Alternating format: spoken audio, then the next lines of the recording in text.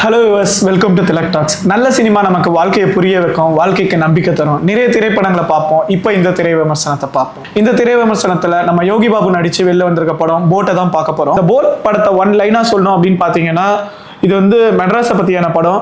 And வெளியூர்ல இருந்து மெட்ராஸ்க்கு பொழைக்க வந்துட்டு ஒரு பிரச்சனைன்னு வந்ததுக்கு அப்புறம் எல்லாரும் அவங்கவுங்க ஊருக்கு போகும்போது மெட்ராஸ் ரொம்ப இழிவா பேசுறது வந்து ரொம்ப தப்புன்றதை வந்து இந்த படத்துல ரொம்ப அழகா பதிவு பண்ணியிருக்காங்க.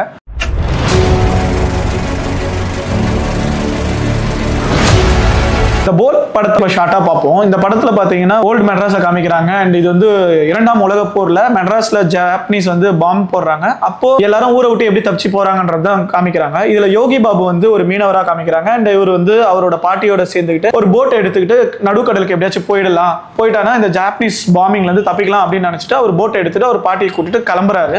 இந்த நேரத்துல பாத்தீங்கன்னா அங்க வந்து ஒரு கொஞ்சம் மக்கள் வந்து இவரோட போட்ல ஏறணும்ன்றாங்க, எங்களையும் காப்பாத்தி கூட்டு போங்கன்றாங்க. அவங்கலாம் பாத்தீங்கன்னா யாருன்னா மெட்ராஸ் ஆளுங்க கிடையாது, வெளியூர்காரங்க. ஒருத்தர் பார்த்தீங்கன்னா பாலக்காடு, இன்னொருத்தவங்க பார்த்தீங்கன்னா வந்து ராஜஸ்தான், இன்னொருத்தவங்க பார்த்தீங்கன்னா ஆந்திரான்ற மாதிரி வெளியூர்காரங்களும் சேர்ந்து இந்த போட்ல போறாங்க. இவங்க எல்லாருக்கும் வந்து ஒரு 4 பிரச்சனை வருது நடுக்கடல்ல. ஒன்று பார்த்தீங்கன்னா வந்து இவங்க அந்த நடுக்கடல்ல தான் கொஞ்ச நாள் இருக்கணும், ஒரு 2 நாளாச்சும் இருந்தால் தான் தப்பிக்க முடியும். ஸோ இவங்க கிட்ட வந்து சாப்பாடு இருக்க மாட்டேது, கொஞ்சம் தான் தண்ணி எடுத்துட்டு வந்திருக்காங்க எல்லாரும். ஸோ இந்த 2 நாள் எப்படியாச்சும் சர்வை பண்ணணும் இவங்க சாப்பிட்டு. இன்னொன்று பார்த்தீங்கன்னா திடீர்னு வந்து நடுக்கடல்ல இந்த போட் வந்து ஒரு கிராக் வெட்டுது. ஸோ போட்டு முழுகிற மாதிரி ஆகுது. இந்த போட் முழுகாம இருக்கணும் அப்படின்னா இந்த போட்ல இருந்து ஒரு 3 பேர் வந்து குதிச்சாதான் வந்து போட்டோட வெயிட் கம்மியாகும். ஸோ தண்ணி பெருசா உள்ள வராது அப்படின்ற மாதிரி ஒரு சிச்சுவேஷன். ஸோ யாரு 3 பேர் வந்து இந்த போட்ல இருந்து குதிக்கிறதுன்ற மாதிரி ஒரு சூழ்நிலை. அண்ட் அந்த பக்கம் பாத்தீங்கன்னா ஒரு ஷார்க் வருது. ஸோ ஷார்க் வந்துச்சுன்னா இவங்க மொத்த பேரையும் சாப்பிட்றோம். இந்த பக்கம் பார்த்தீங்கன்னா ஒரு ஜாப்பனீஸ் வார்ஷிப் வருது. அந்த வார்ஷிப் இந்த போட்டை பார்த்துச்சுன்னா அவங்க எல்லாரும் சுட்டு இவங்களை சாவடிச்சிருவாங்க. ஸோ இந்த மாதிரி ஒரு 4 பிரச்சனை வருது இவங்களுக்கு இந்த போட்டில். இந்த 4 பிரச்சனையும் இவங்க எப்படி வந்து ஹேண்டில் பண்ணாங்க அப்படின்றது தான் இந்த மொத்த கதை. அதுதான் வந்து போட். இந்த படத்தில் பெஸ்ட் சீன்ஸ்ன்னு பார்த்தீங்கன்னா வந்து காமெடி வந்து படம் ஃபுல்லாகவே வந்து நரேட்டிவ்லேயே வருது, பெருசாக ஹைலைட் பண்ணுற மாதிரி இல்லை. மேபி ஒரு சீன் பார்த்தீங்கன்னா வந்து சேட்டை காமிப்பாங்க. அவர் வந்து ராஜஸ்தானுக்கு போனோம் அப்படின்னு மேரா தேஸ் ராஜஸ்தான், இந்த சோம்பேறி ஊர்ல யார் இருப்பாங்க அப்படின்ற மாதிரி சொல்லுவாரு. அதுக்கு யோகி பாபு வந்து ஓ நீ பாக்கு போட்டு துப்புறதுக்கு மட்டும் தான் மெட்ராஸா அப்படின்னு அவரை கலாய்ப்பாரு. ஸோ அந்த சீன் நல்லா இருக்கும். அதே மாதிரி இன்னொரு சீன்ல பாத்தீங்கன்னா வந்து ஒரு பிரிட்டிஷ்கார் இவங்க ஷிப்ல வந்துருவாரு. இந்த ஹிந்து முஸ்லீம்குள்ள கலரும் வர மாதிரி வந்து பேசுவாரு. அதுல பாத்தீங்கன்னா வந்து யோகி பாபு என்ன சொல்லுவாருன்னா, ஹிந்து முஸ்லீம் இந்த ஊர்ல எங்க இருந்தாலுமே எப்படி பிரிஞ்சு போனாலுமே முஸ்லீம் ஊர்ல ஒரு ஹிந்து கோயில் இருக்கும், அதே மாதிரி ஹிந்து ஊர்ல ஒரு முஸ்லீம் கோயில் இருக்கும். நாங்க எப்படி பிரிஞ்சு போனாலுமே இது இப்படிதான் இருக்கும் அப்படின்ற மாதிரி ஒரு அழகான ஒரு விஷயம் சொல்லியிருப்பாங்க. யோகி பாபு வந்து காசிமேடு மீனவர் சொல்லுவாங்க. அண்ட் நம்ம சின்னி ஜெயந்த் வந்து மயிலாப்பூர்ல இருக்கிற ஒரு ஐயரு. சோ இந்த சாமிகளுக்குள்ள இருக்கிற சண்டை அதை பத்தி பேசி இருப்பாங்க. அது கொஞ்சம் நல்லா பேசியிருந்தாங்க. இன்னொரு பெஸ்ட் சீன் பாத்தீங்கன்னா ஆக்சுவலா இந்த படத்துல வந்து பிரிட்டிஷ் போலீஸ் ஒருத்தர் வந்து இந்த போட்ல வந்து அவர் டேக் ஓவர் பண்ணி எல்லாரையும் வந்து ரொம்ப ரூல் பண்ணுவாரு. ஒரு சீன்ல வந்து ஜாப்பனீஸ் ஷிப் வந்து வரும். சோ அது வந்து கண்டிப்பா எல்லாரையும் ஷூட் பண்ணிடுவாங்கன்ற மாதிரி ஆகும். சோ இவங்க எல்லாருமே இறக்க போற மாதிரி இருக்கும்.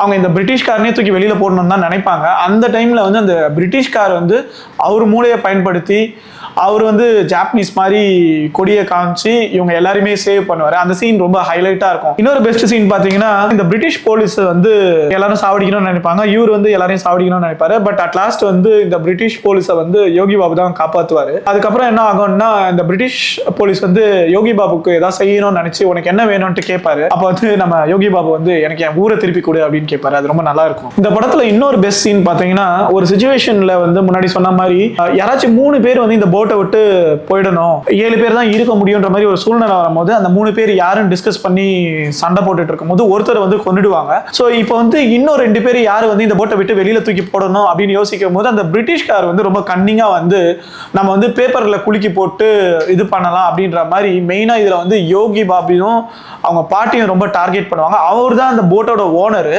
அண்ட் அவரும் மெட்ராஸ்காரு, அவர் மெட்ராஸ்ல தான் இருக்கணும்ன்ற மாதிரி சொல்லுவாரு.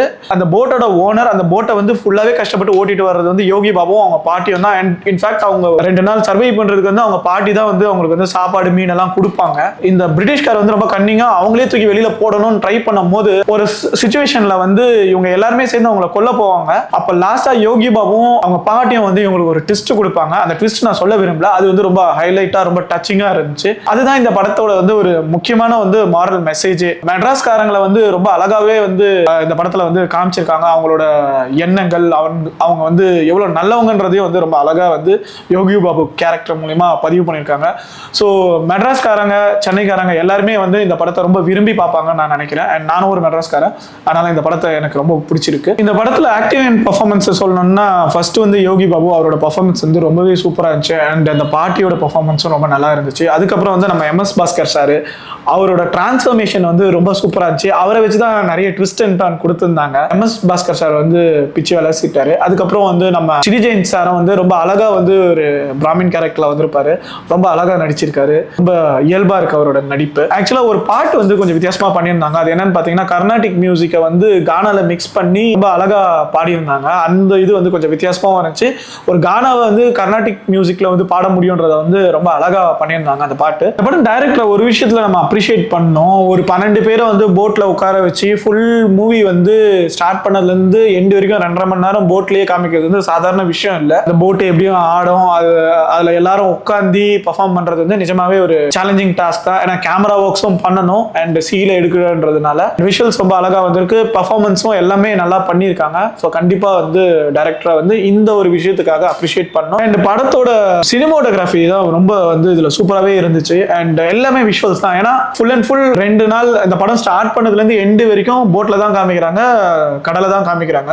ஸோ எல்லாமே visuals, top angle, left angle, right ஆங்கிள்ன்ற மாதிரி எல்லாமே ஆங்கிள்ஸா தான் இருக்கு. கேமரா ஒர்க் ரொம்ப சூப்பரா பண்ணிருக்காங்க. நீங்க வந்து ஒரு 2 நாள் கடல்ல இருந்தீங்கன்னா எப்படி உங்களுக்கு இருக்குமோ அந்த ஃபீலை வந்து இந்த படத்துல வந்து கண்டிப்பா உங்களுக்கு கொடுப்பாங்க. இதை நீங்க தியேட்டர்ல பார்த்தா மட்டும்தான். அண்ட் வீட்டில் பார்த்தாங்கன்னா அந்த எஃபெக்ட் இருக்காதுன்னு நினைக்கிறேன். ஏன்னா தியேட்டர்ல அந்த அவ்வளவு பெரிய ஸ்கிரீன்ல பார்க்கும் போது அந்த கடல்ல இருக்க மீன் அண்ட் கடல் சைடு பறக்கிற பறவைகள் இதெல்லாம் வந்து ரொம்ப அழகா பதிவு பண்ணியிருக்காங்க. விஷுவல்ஸ் வந்து ரொம்ப சூப்பராகவே இருக்கு. அண்ட் எடிட்டிங் சொல்லணும்னா வந்து படம் வந்து கொஞ்சம் ஸ்லோவா தான் போகுது, ஃபாஸ்டா இல்லை. அண்ட் அதுல நிறைய எபிசோட்ஸ்ன்ற மாதிரி காமிக்கிறாங்க. ஆனா டிஃப்ரெண்ட் இது இல்லை. கொஞ்சம் ஸ்கிரீன் பிளே வந்து கொஞ்சம் இது பண்ணிக்கலாம். ஆனால் எல்லாமே டயலாக்ஸ் தான் இந்த படம். இந்த 12 ஆங்க்ரி மேன் மூவில எப்படி டயலாக்ஸா பேசுவாங்களோ அந்த மாதிரி தான் இந்த படம் ஃபுல்லாவே டயலாக்ஸ் பேசி தான் ஓடுது. அதுல வந்து கொஞ்சம் லேக்னு சொல்லலாம். நிறைய பேருக்கு வந்து அது பிடிக்காது. ரொம்ப அப்படி லேகா போற மாதிரி ஃபுல் கான்வர்சேஷன் போகும்போது அந்த ட்விஸ்ட் அண்ட் டர்ன் வந்து பெருசா இல்லை இந்த படத்துல. ஒரு சின்ன நெகட்டிவ் இந்த படத்துக்கு. ஸோ இந்த படத்துல என்ன சொல்ல வராங்க அப்படின்னா, அது வெளிநாட்டுக்காரங்களா இருக்கட்டும், இல்ல வெளி ஊர்காரங்களா இருக்கட்டும், வேற்று ஜாதிக்காரங்களா இருக்கட்டும், இல்ல வேற்று கம்யூனிட்டி ஆளுங்களா இருக்கட்டும், நம்ம எல்லாருமே ஒரே போட்ல தான் செயில் ஆயிட்டு இருக்கோம். நமக்குள்ளேயே அடிச்சுக்கிட்டோம்னா நம்ம பொழைக்க முடியாதுன்றதை தான் வந்து இந்த போட் மூலியமா ரொம்ப அழகா பதிவு பண்ணியிருக்காங்க. இந்த படத்தை ஏன் பார்க்கணும் அப்படின்னு கேட்டீங்கன்னா, ஒரு விஷுவல்ஸ்க்காக பார்க்கணும் அப்படின்னு நினைச்சீங்கன்னா இந்த படத்தை பார்க்கலாம். மற்றபடி வந்து பெரிய வந்து wow factor, twist and turn அந்த மாதிரிலாம் வந்து இந்த படத்துல பெருசா கிடையாது. ஃபேமிலி ஆடியன்ஸ் கண்டிப்பா பார்க்கலாம். பசங்க ரொம்ப என்ஜாய் பண்ணுவாங்க, ஃபேமிலி ஆடியன்ஸ் என்ஜாய் பண்ணுவாங்க. பெருசா சோஷியல் மெசேஜ்லாம் எனக்கு இன்ட்ரெஸ்ட் இல்லை அப்படின்னு நினைக்கிறவங்க வந்து கண்டிப்பா இந்த படத்தை பார்க்க முடியாது. படம் பார்க்கலாமா வேணாமான்னா கண்டிப்பா ஒன் டைம் இந்த படத்தை தாராளமா பார்க்கலாம். அண்ட் இந்த படத்துக்கு கொடுத்த காசு பார்த்து தான் என்ன பொறுத்த வரைக்கும். And thanks guys, thanks for வாட்சிங். Stay tune for more review videos. And இந்த ரிவ்யூ நல்லா இருந்துச்சுன்னா லைக் பண்ணுங்க, ஷேர் பண்ணுங்க அண்ட் மறக்காம சப்ஸ்கிரைப் பண்ணிடுங்க.